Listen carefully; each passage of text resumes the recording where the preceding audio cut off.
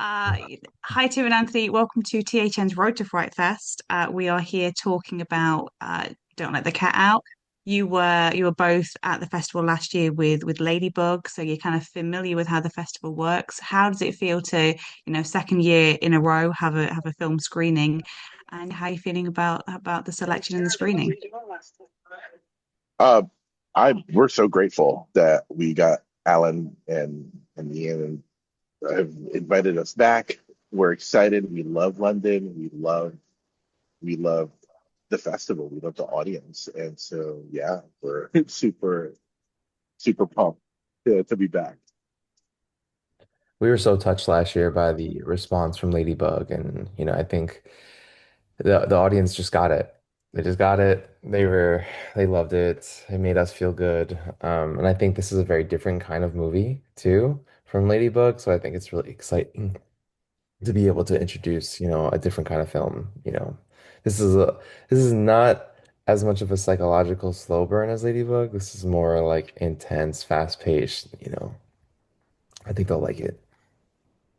Yeah, so I think obviously having been to the festival, you've kind of lived in it. You see what the audiences do. Like, how do you think they are going to sort of embrace this? Because as you say, it's very different to Ladybug. It's not. I don't think it's going to be kind of like as emotionally devastating, perhaps as Ladybug was.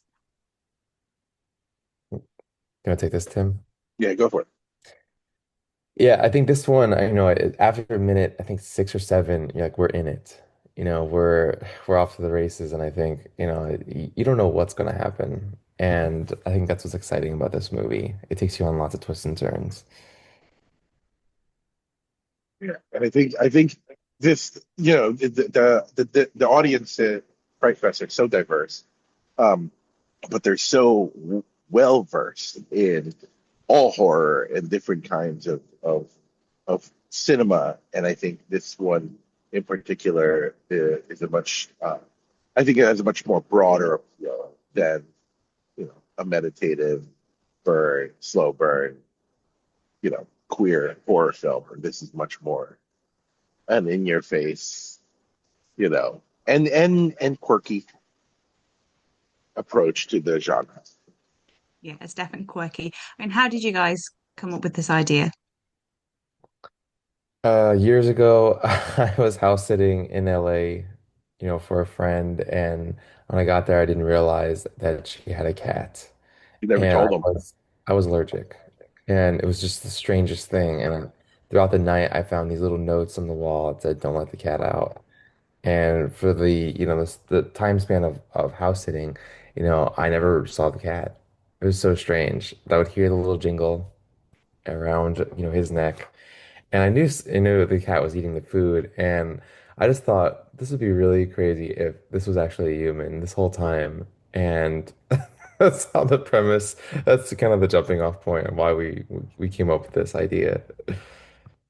And so when Anthony approached me with the script, it was wild, and it was very pulpy and culty.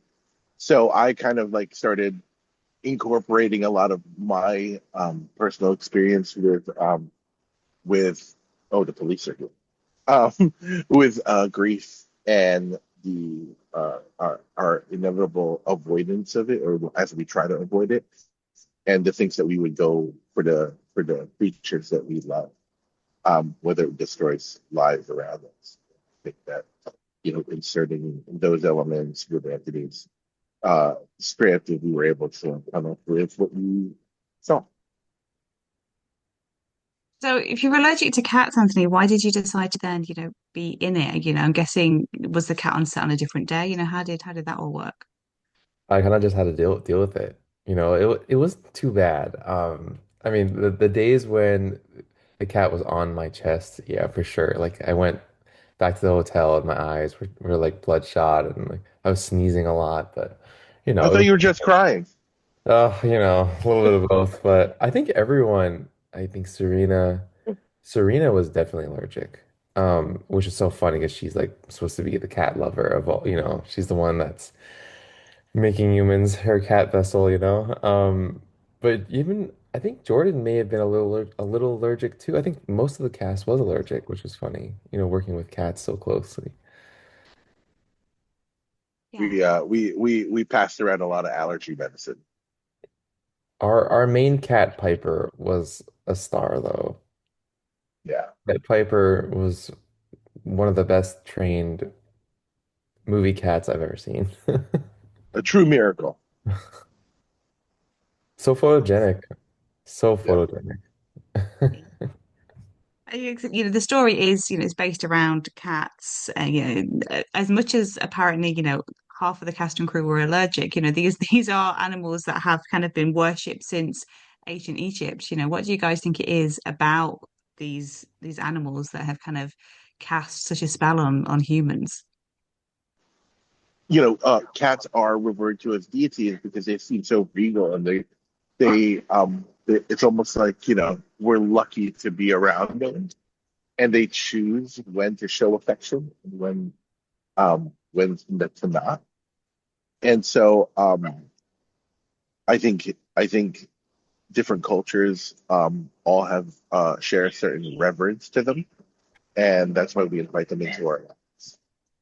And I love that you mentioned the Egyptian because that was for us the kind of the impetus of the mythology for the film, which was that in a world or in a culture, in a fictitious culture, or in the real culture, but in a fictitious world, um, beings that they would consider their deity, they would, try to come up with spell something in order to sustain their existence on Earth.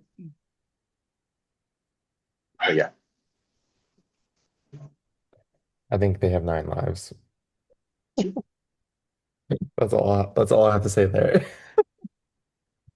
You say that, yeah, I mean, we've got a new kitten, and my daughter was like, "Oh, it's so good that we've got a cat because he's going to have 9 lives," and it's like, mm-hmm, yeah, yeah, that's right. Which they will never need a new one because he's going to have 9 lives, and I was like, uh-huh, yeah, that's not the conversation I'm going to have with a 6-year-old. But yeah, it's but I mean, I guess this film's already screened at it was Panic Fest, I think it was. Panic Fest. Yeah, in Kansas. How did that screening go down? Was it full of, insane cat people? Because there are quite a lot of us in the world. I think there was. I think there was. It was a very enthusiastic horror crowd and cat lovers, and we had a great time. We showed it. I think what was it 11, Anthony, or was it a midnight screening? It was a midnight screening. It was Uh, late. Yeah, it was a late night. I think that was a perfect time for it. yeah, and everybody was really into it, and we had a lot of positive reviews. I think people acknowledge that it is still a low budget horror film, but I think there's enough in there for people who love cats and people who love weird horror. It's kinky. Yeah. I, when we watched the Panic Fest, I was like, wow, this is a little sexual. And I didn't really like realize that when we were making it. I mean, the whole idea behind the harness was, this couple is trying to, force this human to become their cat, right? Training him. In the train, it's an animal training essentially. But I'm like, yeah, this is pretty kinky. But, obviously, I know you sort of said that you lived at least some of Charlie's experience, but what was it about him when you were writing that was like, I want to play this character, I want to go on this journey? Because I guess, you could have easily have been, the husband character, the friend character. What was it about Charlie that spoke to you and made you decide that, this was the character that you wanted to be? I think someone that just fights, just keeps fighting. That's what I loved about him. I love that even, in the ritual room for the final time when she's about to put the cat head on him, Spoiler alert. that's his moment where, yeah, spoiler alert. That's his moment where I think he's just going to give up essentially because he's like, there's no more fighting. But I love the fighting that he does throughout. Like he just never stops. And then your last film, you guys worked with Scout Taylor Compton. Here you've got Cerina Vincent. It kind of seems to be a common thread of you having some sort of like, icon of horror kind of peppered in. What was firstly, what was Serena like to work with? And two, who are you guys, eyeing up for your next film? Um, Serena's amazing. I mean, I cannot say enough good things. She should be working all the time. She'll probably watch this and laugh when I say that, but she's, I mean, what a team player. Like no drama. Like a hardworking actor, knew her stuff, showed up, great attitude. Everyone loved her. Incredible. Always came prepared and also so generous with her time and with her takes. In fact, one of the my favorite stories from working with Serena was in the basement. While we were writing, Anthony and I wanted to kind of like figure out the spell. Um, and so we both decided that we were gonna just, you know, write it in poetry and then translate it into Latin. It's a huge chunk. It's like 5 fingers of dialogue, right? It's a lot of words that we don't speak that you have to remember. And my plan was, because I didn't want our Serena to have to memorize all of it, was for her to just get the first 4 lines. And we would get that on camera. And then in the edit, we would cut to Charlie on the table. We would cut to the cat Piper, and then we would cut to like some of the other ornaments in the room or go to a wide. So that way she can off screen record the rest of it. And we could put the paper in front of her, and so that she. With Serena being the incredible professional that she is and amazing actress, decided that she was going to remember the entire monologue, load it up with as much emotion and perform it. And I remember, because there's like a dolly push that goes to it, and at the end of it, she's supposed to her character's nose bleeds. And so she's doing this monologue, and we've loaded the blood capsule in her nose so that at the end of it she tilts her head and then it like starts leaking out. At I think take 2, she pulls it off. And at the end of it, after we yelled cut, the entire cave, the whole entire set just starts erupting because no one expected it. And it was truly a remarkable feat of craft and performance. And who are you eyeing up for your next film? We've had Scout Taylor Compton, we've had Serena, who's next? It's funny you say that. I actually just worked with both of them recently, and it's a murder mystery thriller series. It's called Whatever Happened to Daisy, and Scout directed it, and Serena played a part in it. But we had a lot of other horror icons in that one too. We had Barbara Crampton, she was in that. We had Brittany Daniel. She's amazing from White Chicks. Elisa Donovan from Clueless. We had a whole. That's gonna be really fun. It's set in this glamorous high society world, and they all meet a very gruesome end. Nice. And I guess my final question, with regards to Fright Fest again, what do you hope that the Fright Fest audience get out of going to see Don't Let the Cat Out? Um, I hope that they are able to relate to any of the characters, whether it be Evelyn, Charlie, and have a little cat cinema horror piece that they themselves can own. Because the Fright Fest very much is an environment where horror fans can say that they saw it there first, and that they are part of the movement. Because it's like we're an independent. This is an independent film, and its life depends on the audience and whether they accept it and share it to their friends. Um, everybody in that room is a tastemaker, and I feel like their enthusiasm as they carry it out will determine how far our film can get. I just want people to have fun. Just have fun at the movies. Bring your friends. Watch a crazy film. Talk about it. Say that was crazy as fuck. Just that's it in a nutshell.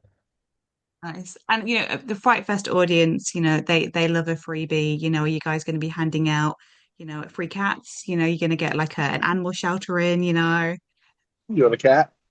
Oh yeah, we have some pins, which are really fun little vinyl and acrylic pins, and we have some very commemorative little postcards that from the poster, and a lot of our cast will be there, so they'll be able to sign things if you like things signed, or say hello.